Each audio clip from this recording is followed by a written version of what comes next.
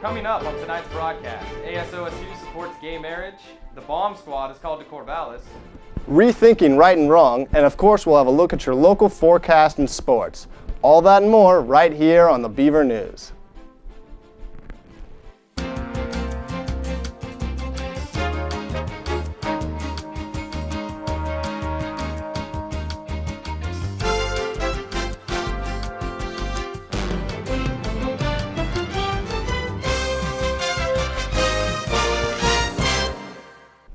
Good evening. I hope everyone had a great day. The Beaver News. I'm Tyler Dahlgren. And I'm Andy Clark. Both good and bad news for OSU students. As reported by CNN, the Corvallis economy has recently been on an upswing. The unemployment rate has fallen by nearly 1 percentage point in the past year to 6.1%, and enrollments at OSU climbed by 8% and 5% over 2010 and 2011, boosting demand for rental units. This demand has created an opportunity for real estate investors who are now buying up homes priced below the median level and renting them out to college students. The supply of these homes is limited, and smart growth initiatives aimed at preserving open spaces put limits on development in certain parts of town. With fewer new homes being built, students can expect to see a continued rise in rental pricing. ASOSU passed a bill this week showing its support for same-sex marriage and calling for the federal government to end same-sex marriage bans. The bill was passed Tuesday night with an 8-2 vote, with 2 people abstaining. While the topic was opened up to a debate, no student voiced their opinion against same-sex marriage. Even the 2 who voted against the bill said it was a legal issue, not content. The House's final meeting of the year will take place next Wednesday at 7 p.m. in the Memorial Union. 2 nights ago, authorities were called to check out a suspicious container found at a parking lot on campus and recovered $75,000 worth of property stolen from the university. Oregon State Police Explosives Unit technicians were sent to campus just before 6 p.m. after a school employee contacted OSU's Department of Public Safety. When authorities couldn't determine who owned the container, they closed surrounding streets to traffic. The technicians eventually used a robot to examine the container and determined it was not hazardous or explosive. Inside the container, they found property stolen earlier in the month from a school van. The container held equipment from the College of Oceanic and Atmospheric Sciences and included a marine data collection device and cable. Of course, it's good that the package turned out to be non-hazardous, but I wonder what someone was doing with all that equipment. Yeah, and it's weird. I mean, if they stole it, why did they come back to campus with it? It's very strange.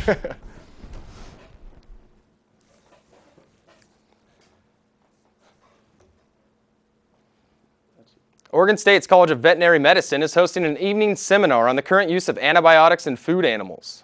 The International Veterinary Students Association and Agricultural Animal Club are welcoming a variety of veterans and medical professionals tonight to discuss various topics pertinent to antibiotic use in veterinary medicine, including but not limited to appropriate use of antibiotics, problems associated with empirical and preventative therapy, the role different aspects of the medical field play in development of resistance, and what medical professionals can be doing to curb this development.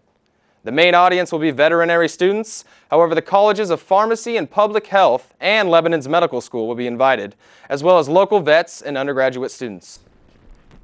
The Oregon State Recycling Department put on an event today in the MU Quad to raise awareness for recycling and sustainability. The group worked on constructing an igloo made of plastic bottles. Students could help put the igloo together and write a message in the bottle for a chance to win a free water bottle. The event took place from 1 to 4 this afternoon and was a great way to learn about recycling and water sustainability. It's that time of year again. Battle of the Bands is back. The free event takes place all day Friday, June 1st, in the Memorial Union Quad. Live bands will be performing for event goers in the hopes of winning the battle and opening for the Flat Tail Music Festival the following day. Most students consider Battle of the Bands the highlight event of the school year, so make sure you bring your friends and have a great time. OSU's Fees Committee allocated funds on Tuesday to bring the MU up to code for accessibility and heard a feasibility plan for the expansion of Dixon. The MU improvements proposed included optimal signage outside along with additional ramps and entryway improvements. Costs of the improvements were set at $730,000, with an additional $120,000 proposed for renovations of the Journey Room and $85,000 for the conversion of student leadership offices into rentable meeting rooms. The Dixon feasibility plan asked for $65,000 for the expansion of Dixon based on both spatial and price-related evaluations. According to a study conducted by researchers at Oregon State University, a person's sense of right or wrong may change depending on what role they are playing at the time. OSU researchers also found that people might not be aware of their shifting moral integrity. The study focused on people who have more than one role, such as an engineer who is also a manager or an Army medic who is also a soldier. The study's lead author, Keith Leavitt, found that workers who tend to have dual roles in their jobs would change their moral judgments based on what they thought was expected of them at the time. Tomorrow, Oregon State will host its annual Honors College Thesis Fair. Students graduating from the class of 2012 will be displaying their research accomplishments through entertaining and informative posters. The event lasts from 11:30 to 1:30 p.m. and will take place in the gallery and rotunda room of the Valley Library. It is free and open to the public with snacks provided. Be sure to stop in and check it out. A children's luau and carnival will be taking place at the Corvallis Community Children's Center on Circle Boulevard next Wednesday. Gates open at 5 p.m. with the event concluding around 8. The event is free to attend, but expect to pay for the cost of food and carnival tickets. The carnival will be celebrating the 44th birthday of Corvallis Community Children's Centers and the grand opening of the new Growing Oaks Center at Westside Community Church. There will be a silent auction, raffles, children's games, and food and fun for families. OSU's Visiting Writer Series continues tonight with Sandra Alcazar, speaking in the Rotunda Room of the Valley Library from 7:30 to 9. Alcazar is an internationally recognized poet who has had work published in the New York Times, Paris Review, New Yorker, and the Pushcart Prize Anthology. In addition to her career as a writer, Alcazar has also made a significant impact in education, starting the creative writing program at San Diego State, as well as teaching at several other universities, including the University of Michigan and Pacific College. The talk is free and open to the public to attend. Are you an opera fan? If so, an alumnus of OSU's English department, Brian Kello, will be speaking during OSU's Visiting Writing Series, taking place next Wednesday in the MU Journey Room from 7:30 to 9:30 p.m. Kello is the author of 4 biographies and is also featured as editor of Opera News magazine. At Opera, Kello writes a popular column called On the Beat and has also written profiles of many leading opera celebrities, including Deborah Voigt, Bryn Terfel, Joan Sutherland, and Natalie Dessay. His articles have appeared in such magazines and newspapers as Travel and Leisure, BBC Music Magazine, and Newsday. He is also a popular host at many New York City musical events. The event is free, so come and check it out. Well, it's finally that time of year again. Time to register for your fall 2012 classes. Students, make sure you know your registration time and talk to your advisor about getting a PIN number for the next school year.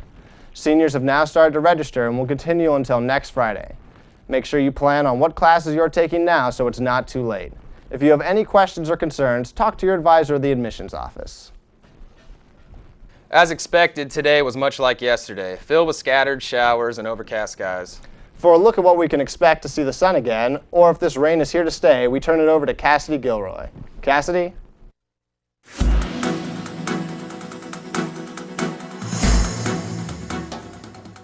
Good evening, Corvallis. My name is Cassidy Gilroy, and tonight I have your 5-day forecast. Tonight you can expect a low of 43 degrees. On tomorrow, the sky should clear up a little bit with a high of 72 degrees and a low of 46 degrees. On Saturday, it should cool down a little bit with a high of 66 degrees and a low of 48 degrees. But on Sunday, the clouds shall return with a high of 63 degrees and a low of 50 degrees. And on Monday, the clouds will continue with a high of 64 degrees and a low of 43 degrees. And that has been a look at your weather tonight. My name is Cassidy Gilroy. Back to you guys in the studio. Thanks, Cassidy. Looks like we should be able to expect some sunshine over the long weekend. A team of scientists has launched a project to reduce the number of whales killed from ship strikes and entanglement in fishing nets by identifying high-risk areas along the west coast of the United States. The Whale Watch project will use data from the tagging and satellite monitoring of more than 300 whales conducted by researchers at Oregon State University's Marine Mammal Institute. The project will then combine the data collected with environmental data and human activities to look for areas where whales and ships are most likely to intersect and when it is most likely to occur. On Thursday, May 31st, Oregon Treasurer Ted Wheeler will be delivering the annual Governor Tom McCall Memorial Lecture. The lecture, Invested in Oregon's Future, is open to the public and will begin at 7 in the Engineering Hall of the LaSalle Stewart Center. The treasurer will touch on constrained public resources, aging population, education gaps, and other pressing Oregon issues. Wheeler is part of a long list of distinguished McCall speakers, including John Kitzstapper, Robert F. Kennedy Jr., and Robert F. Kennedy Jr. It's now time to turn it over to Tyler for a look at sports. Tyler?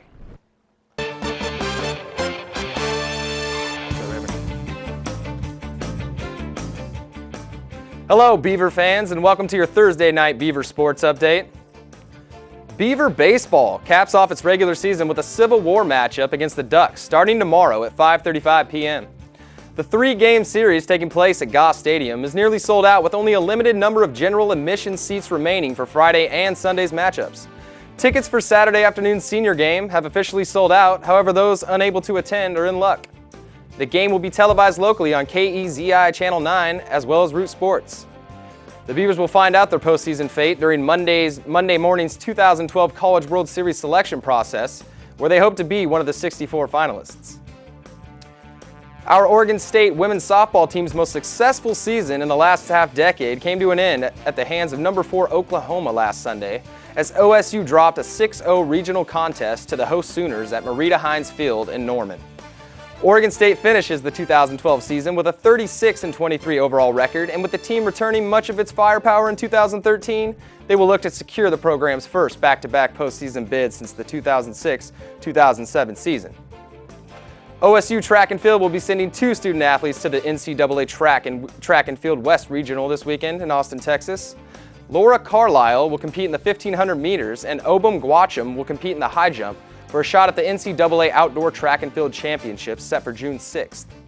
This will be Carlisle's 3rd consecutive trip to the regionals and Gwacham's 2nd trip in 3 years. That's all the news we have for you tonight, but check back in on Tuesday night at 7 right here on KBVR, where we bring you the news that matters most in your life. Have a good evening, everyone, and enjoy the weekend.